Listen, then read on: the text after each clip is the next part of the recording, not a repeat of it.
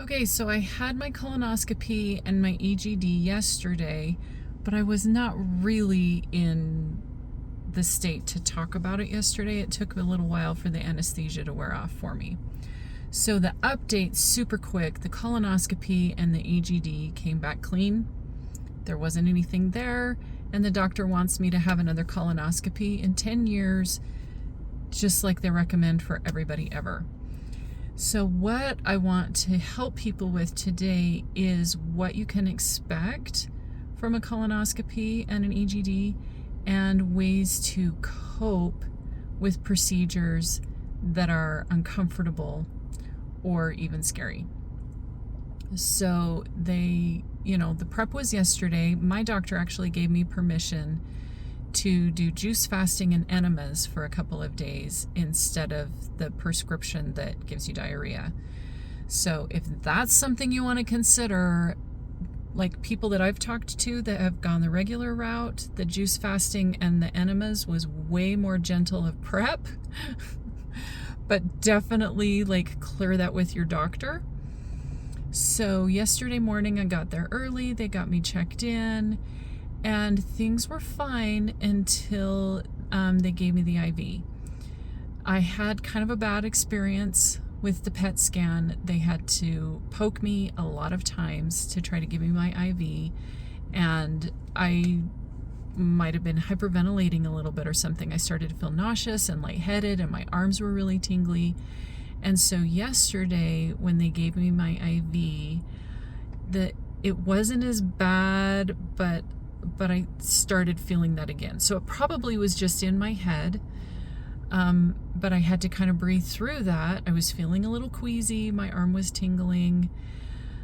So, that was a little intense. By the time they wheeled me back into the operating room and they were adding all of the, they're sticking sensors all over me because it was an EGD and that goes down the throat. There was this mouthpiece that keeps my mouth open, and the tube goes down through.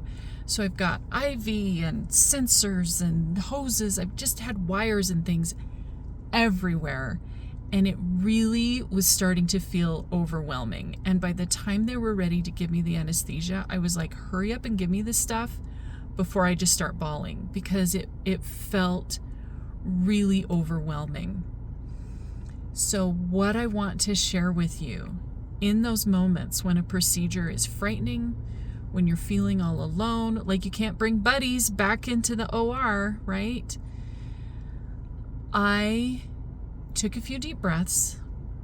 I reminded myself to stop thinking about how much I hated all the wires and hoses and needles and everything that was overwhelming me. And instead I imagined that I had a friend there with me to hold my hand, to, say gentle things to me, to encourage, and to just be there with me. Obviously, that's not the same as the real thing, but the brain struggles knowing the difference between what is imaginary and what is real.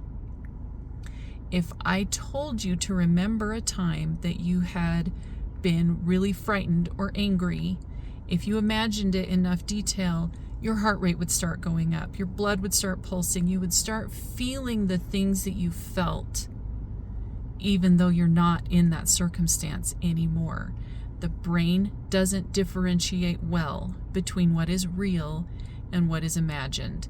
So the more detail you go into in imagining the friend there holding your hand, practicing that emotion, feeling what it feels like to have comfort, to have support, it will settle your brain and your body down. So my recommendations to you in those moments of frightening procedures, scary things, uncomfortable situations, moments of overwhelm, first you've got to grab your brain and say, no. We're not going to sit and focus on how uncomfortable or scary this is. And then second, step in with something that you're imagining that is comforting, whether it's being in a calmer place whether it's that there is someone there holding your hand while you're in the the operating room, whatever it is that's going to bring you comfort. And practice that. Now that I've given you that tip, practice it before you go in. In a circumstance that's less stressful, you can practice taking a few deep breaths and imagining a friend holding your hand. You can practice taking a few deep breaths and imagining that you're somewhere safe and calm and quiet. Give those things a shot because they can help. You really can train your brain. And also just remember, you've got friends like me out there rooting for you. Okay, I love you guys. Bye-bye.